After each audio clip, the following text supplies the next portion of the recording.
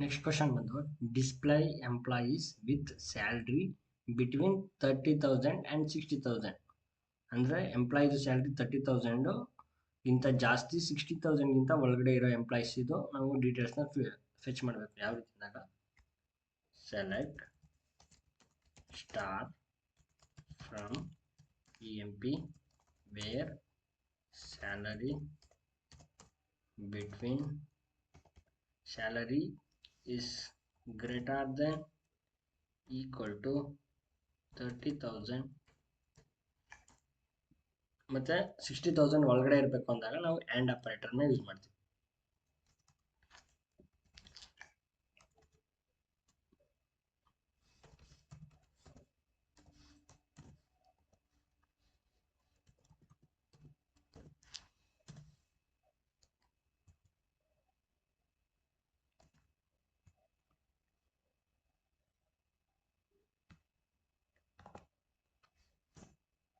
ನೋಡ್ಬೋದು employee salary 30,000 ಗಿಂತ ಜಾಸ್ತಿ ಮತ್ತು 60,000 ಒಳಗಡೆ ಇರೋ ಎಲ್ಲ ಎಂಪ್ಲಾಯೀಸ್ದು ಡೀಟೇಲ್ಸ್ ಫೆಚ್ ಆಯ್ತೈತೆ.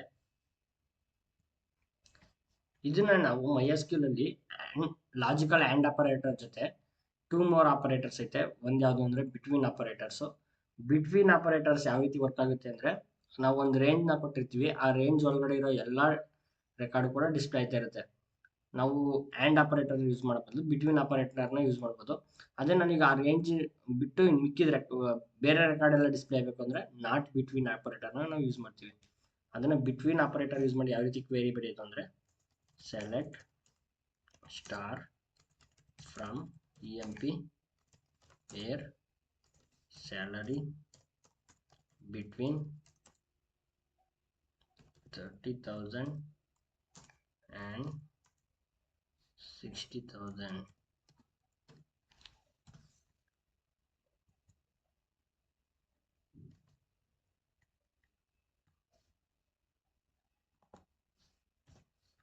ನೋಡ್ಬೋದು ಸೇಮ್ ಟು ಸೇಮ್ ಡಿಸ್ಪ್ಲೇ ಆಯ್ತೈತೆ.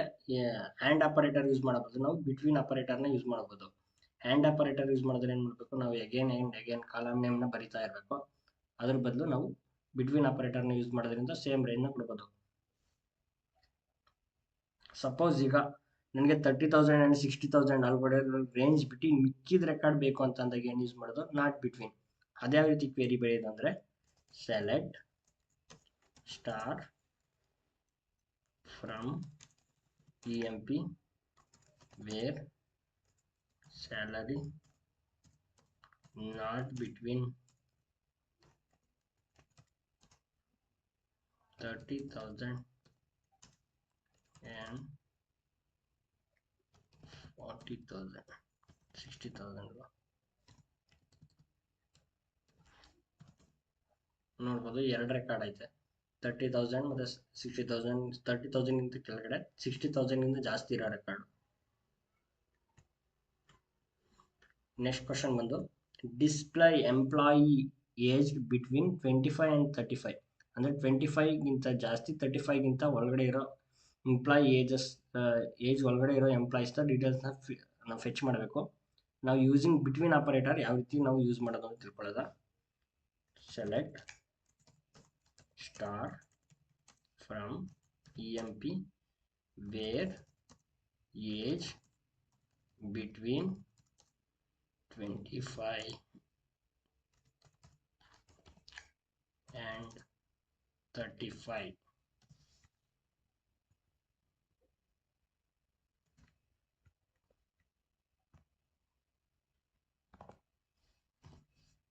ನೋಡ್ಬೋದು ಎಂಪ್ಲಾಯಿ ಏಜ್ 25 ಗಿಂತ ಜಾಸ್ತಿ 35 ಗಿಂತ ಕಡಿಮೆ ಇರೋದೆಲ್ಲ ಡಿಸ್ಪ್ಲೇ ಆಯ್ತೈತೆ.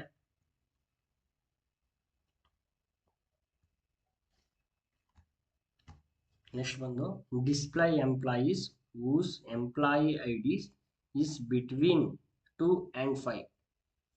ಇದು ಯಾವ ರೀತಿ ಬರೆಯೋದು ಅಂದರೆ select star from EMP where ನಾವು ಎಂಪ್ಲಾಯಿ ಐಡಿಗೆ ಕಾಲಮ್ ನೇಮ್ ಏನು ಕೊಟ್ಟಿದ್ದೀವಿ ಅಂದರೆ EMP ID ಅಂತ ತಗೊಂಡಿದ್ದೀವಿ.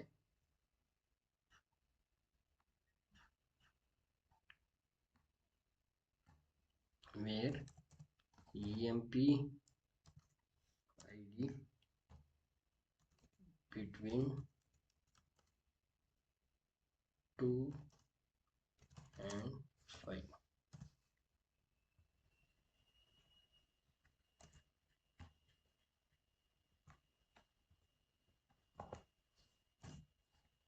ನೋಡ್ಬೋದು ಎಂಪ್ಲಾಯ್ ಐ ಡಿ 2 ಇಂದ 5 ಇರೋ ರೇಂಜಸ್ ಎಲ್ಲ ಡಿಸ್ಪ್ಲೇ ಐತೈತೆ.